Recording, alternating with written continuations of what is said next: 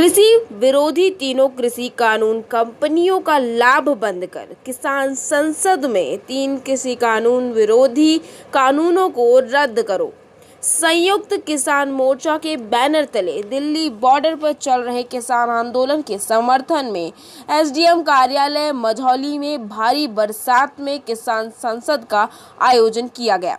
आक्रोशित किसानों ने किसान संसद में मोदी सरकार द्वारा बनाए गए 3 कृषि विरोधी कानूनों को सर्वसम्मत से निरस्त करने का फैसला किया गया है।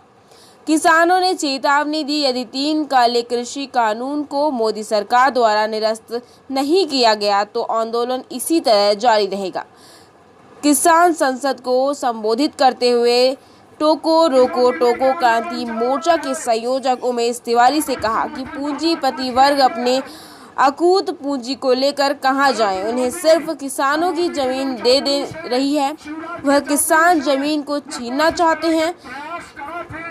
किसानों की यह जमीन वह सभी छीनकर कंपनियों के मालिकों को गिद्ध की दृष्टि किसानों की जमीन पर जो लगी हुई है उसे देना चाहते हैं और देश की फांसीवादी मोदी सरकार कंपनियों के साथ मिलकर देश के किसानों की जमीन लूटने के लिए तीनों काले कानून बना चुकी है, जिसके खिलाफ आज पूरे देश में किसान सड़क पर उतरकर संघर्ष कर रहा है।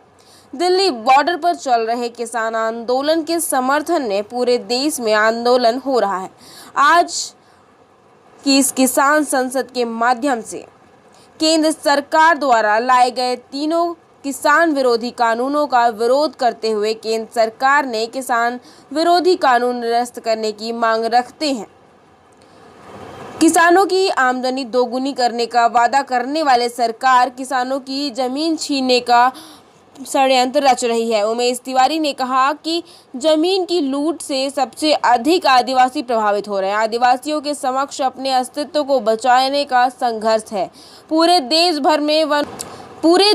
भर में वनों से वनवासी जिस प्रकार जिन वजहों से बेदखल किए जा रहे हैं, उनमें से सबसे बड़ी वजह खदानें हैं। घने वनों की भूमि के गर्भ में हो रहे खनिज संचित किया जा रहा है। जिस प्रकार से औद्योगिकीकरण के लिए खनन और उड़ीसा, झारखंड, बस्तर और मध्य प्रदेश की सिंगरौली के इलाके बड़ी संख्या में वनवासियों को बेदखल किया जा रहा है और अभी भी बेदखली योजना जारी है। सीधी से रमान नायक की रिपोर्ट।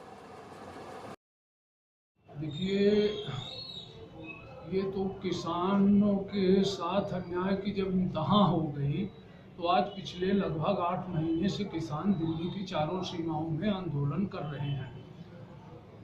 उसके साथ साथ पूरे देश का किसान कहीं न कहीं आंदोलित है।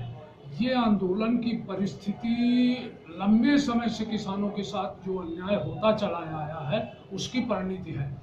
सदैव से आज़ादी के पहले भी, आज़ादी के बाद जितनी भी सरकारें बनी हैं, सभी सरकारों ने किसानों के साथ धोखा और किसानों के साथ बेईमानी की। लेकिन जो मौजूदा सरकार है, जिसे मोदी सरकार कहा जाता है, मोदी सरकार ने जब किसानों के ऊपर अत्याचार की तमाम सारी हदें पार कर दी, तब मजबूर होकर के किसान, खासकर जो ये तीनों किसान विरोधी कानून लाए गए हैं, उन कानूनों को रद्द करने के लिए उसके साथ साथ समर्थन मूल्य की गारंटी का कानून बनाए जाने हेतु दिल्ली की सीमाओं में 8 महीने से किसान आंदोलन कर रहे हैं।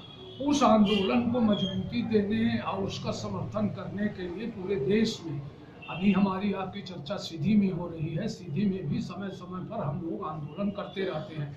इस संबंध में उस संयुक्त किसान मोर्चे के आंदोलन को मजबूती देने के लिए हमारा 11 तारीख को मझौली में एक बड़ा संयुक्त किसान मोर्चे का आंदोलन फिर से होने वाला है। तो पूरे देश में उस आंदोलन को समर्थन है।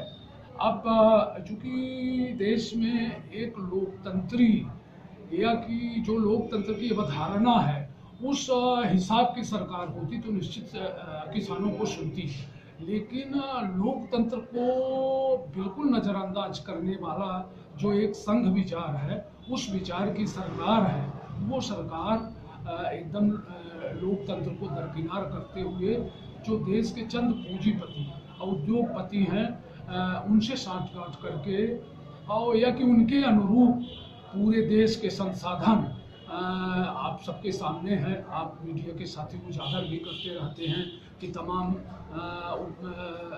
सार्वजनिक संस्थानों का निजीकरण करना, ये सब खेल जो चल रहा था।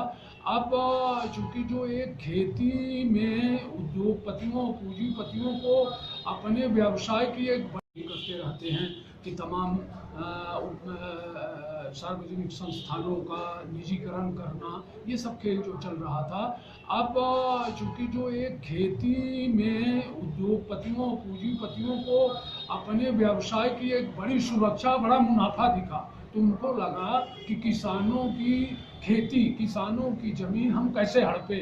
उस किसानों की खेती और ज़मीन को हड़पने के लिए तीनों काले कृषि कानून बनाए गए हैं। तो अब इसका किसान मजबूती से विरोध कर रहा है। किसान चाहे वो अंग्रेजों के समय अपने अन्याय के विरोध में लड़ा हो तब भी जीता है, कांग्रेस की सरकार रही हो तब भी किसान जीता है। यहाँ तक कि मोदी सरकार जब 2014 में बनी है तो इसने सबसे पहला बनते ही जो एक अध्यादेश ले आए थे, नया भूमि अधिग्रहण कानून को निरस्त करने का, उसके खिलाफ किसान और मजदूर इस देश के लड़े हैं। अब मोदी को पीछे हटना पड़ा है। चार बार उद्योगपतियों को लाभ पहुंचाने के लिए अध्यादेश के माध्यम से प्रयास किया गया, लेकिन किसान मजबूती से खड़ा रहा। तो 5वीं बार मोदी की हिम्मत नहीं पड़ी। तो ये दावे के साथ हम कह रहे हैं, भरोसे और विश्वास के साथ, कि किसान में इतना ताकत और हिम्मत है कि इन तीनों कानूनों, काले कानूनों को वो निरस्त करवाएगा। और जो समर्थन मूल्य के कानून की गारंटी की बात चल रही है, वो कानून भी किसान बनवाएगा।